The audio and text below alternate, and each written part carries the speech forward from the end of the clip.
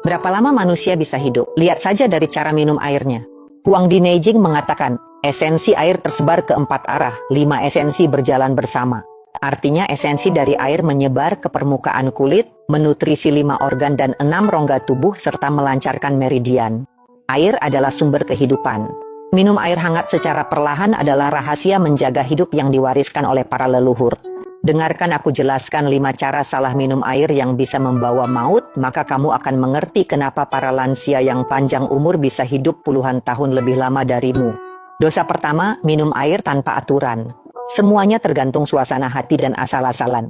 Pagi-pagi kamu buru-buru naik kereta tanpa minum air, sore sibuk mengetik sampai lupa minum, malamnya makan hotpot, lalu menenggak sebotol besar cola.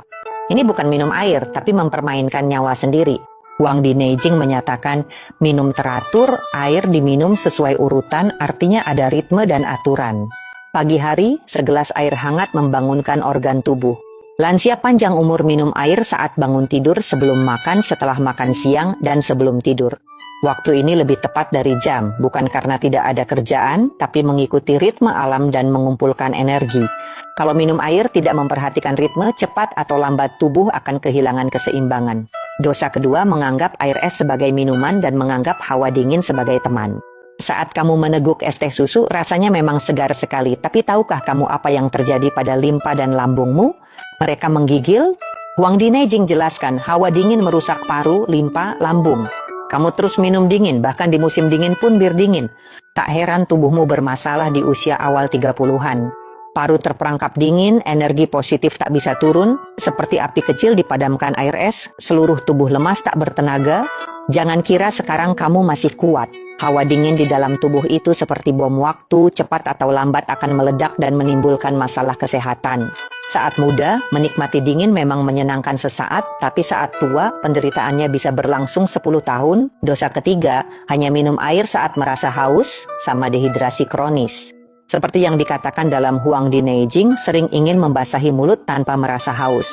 Artinya, minum air harus sering dan perlahan, bukan menunggu tubuh memberi alarm menenggak air. Menahan haus sampai mulut kering dan pandangan berkunang-kunang membuat tubuh kekurangan cairan. Cairan tubuh diperas habis, sering lelah dan mengantuk, 8 dari 10 kasus karena kekurangan air dan energi vital.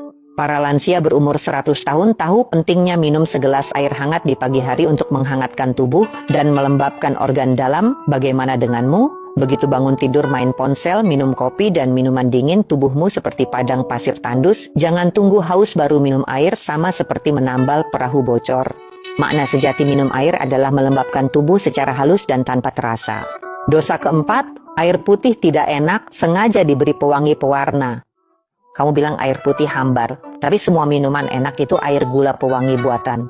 Sekali minum, organ dalammu kerja keras membersihkannya semalaman. Keluarga pengobatan Tiongkok sudah menjelaskan, makanan pokok adalah sumber utama nutrisi, buah-buahan hanya pelengkap. Kalau kamu merasa air putih hambar, lebih baik seduh dengan sedikit kurma merah, tambahkan irisan jahe, kulit jeruk kering, atau goji berry. Selain menambah rasa, juga bisa menyehatkan dan menyeimbangkan energi serta darah. Tapi kamu malah mengaku ingin hidup sehat, di sisi lain justru menambah gula dan pewangi ke air. Yang kamu minum itu penyakit, bukan kesehatan. Mulutmu memang menikmati manis sesaat, tapi tubuhmu harus menanggung pahitnya seumur hidup. Dosa kelima, minum air seperti sapi meneguk paus menelan. Secepat mengalirkan air lewat selang, kecepatanmu minum air bisa menyaingi petugas pemadam kebakaran memadamkan api. Sekali teguk langsung 500 ml, gluk-gluk tanpa henti. Tapi tahukah kamu minum air dengan cara seperti itu justru menyiksa jantung dan limpa lambungmu?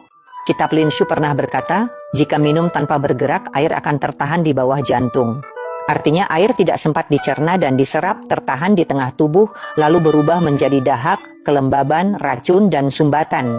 Minum air itu untuk kesehatan, bukan untuk lomba.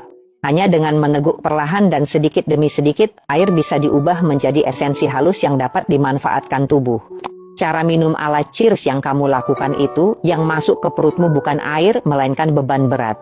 Minum perlahan itu menyehatkan, minum cepat itu membebani. Jangan main-main dengan tubuhmu, mulai hari ini, hilangkan 5 kebiasaan buruk dalam minum air ini. 3 bulan lagi datanglah ke kolom komentar dan beritahu saya, apakah perutmu sudah lebih lembut? Apakah wajahmu sudah lebih cerah? Apakah energi, semangat, dan vitalitasmu juga meningkat? Minum air untuk menjaga hidup bukan sekadar omongan. Ini adalah kebijaksanaan bertahan hidup ribuan tahun yang tertulis dalam Huang di Neijing. Kalau kamu percaya, kamu akan hidup lebih lama dan lebih baik.